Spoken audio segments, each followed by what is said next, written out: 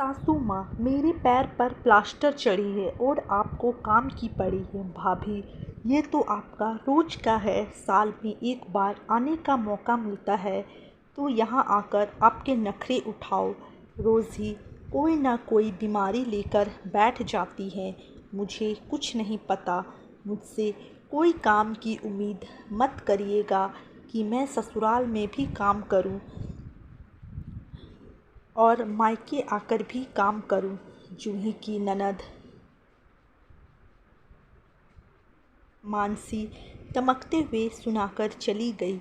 जूही तो सुनकर रह गई कि कोई इतना स्वार्थी कैसे हो सकता है कि मेरे तो पैर पे प्लास्टर चढ़ा है और सबको अपने अपने कामों की पड़ी है। आज सुबह ही आंगन की सफाई करते हुए वो फिसल गई थी। हड्डी में माइनर सा बॉल आ गया था।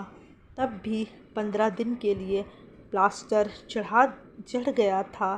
तब तक सासू माँ कलावती जी सर पर हाथ मारती हुई आ गई। हाय रे मेरी फूटी किस्मत, सोचा था कि बहू आ जाएगी तो सुकून से 2 घड़ी बैठकर आराम करूंगी, बेटियां आएगी तो उनसे बातें करूंगी। वो बेचारी कितनी अरमानों के साथ मायके आई है कि भाभी कुछ सेवा करेगी, लेकिन यहाँ तो तुम उल्टे हम माँ बेटियों से सेवा करवाने के लिए तैयार बैठी हो।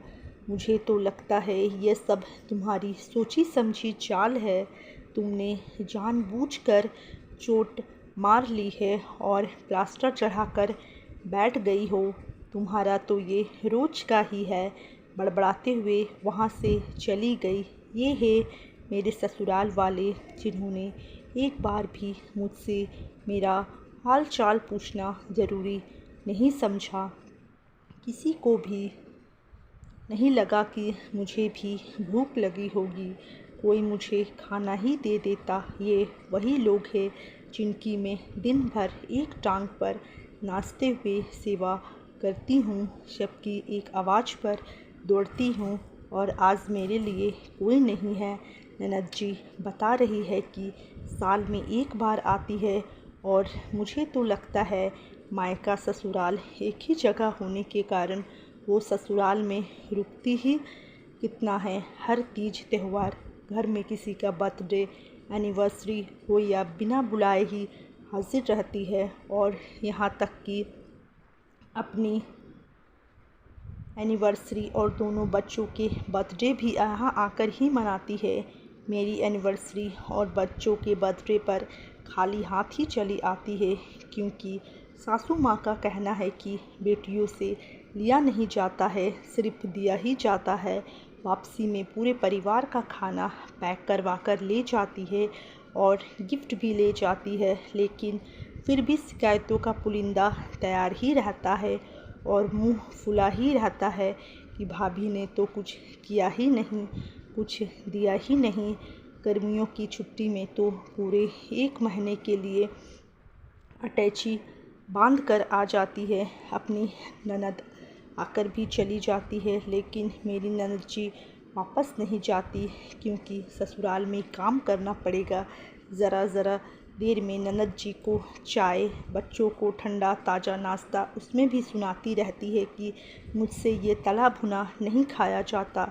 तो एक दिन भेलपूरी बना दी तो दोनों माँ बेटी ने यह कहकर नाक में दम कर दिया कि मायके में कुछ देखा हो तब तो बनाना जाने, वहाँ लैया ही खाई है तो वही बनाकर रख दी है।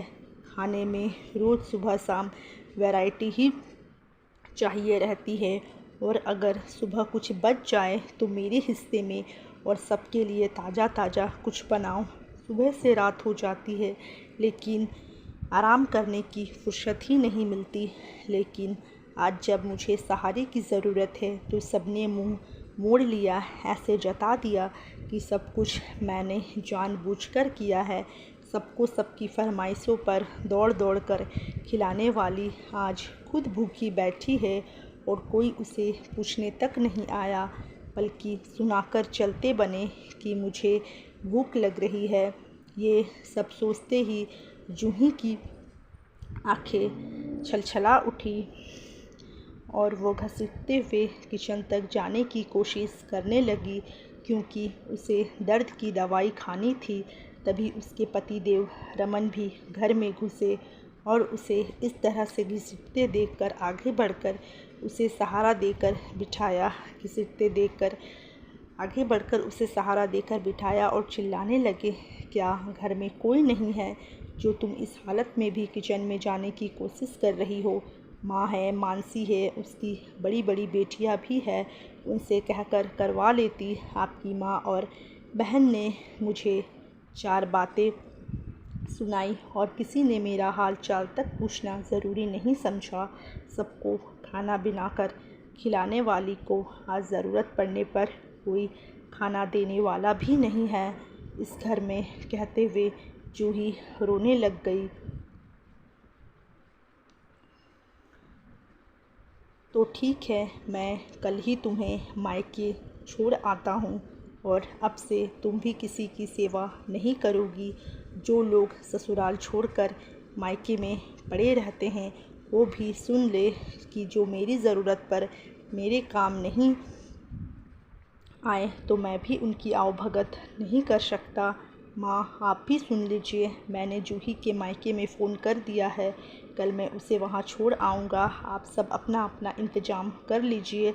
लोग इंसानियत के नाते बाहर वालों को खाने के लिए पूछ लेते हैं, आप घर की बहू को खाना भी नहीं दे सकी। मुझे आपसे तो ऐसी उम्मीद बिल्कुल नहीं थी। इतना कहकर रमन जूही को लेकर कमरे की ओर चला गया, लेकिन आज माँ बहन के व्यवहार ने उसकी आंखें खोल दी थी। तो दोस्तों, कैसी लगी आप लोग को कहानी? अच्छी लगी होगी तो वीडियो को लाइक ज़रूर करें और चैनल पर नए हो तो चैनल को सब्सक्राइब करना बिल्कुल भी ना भूलें।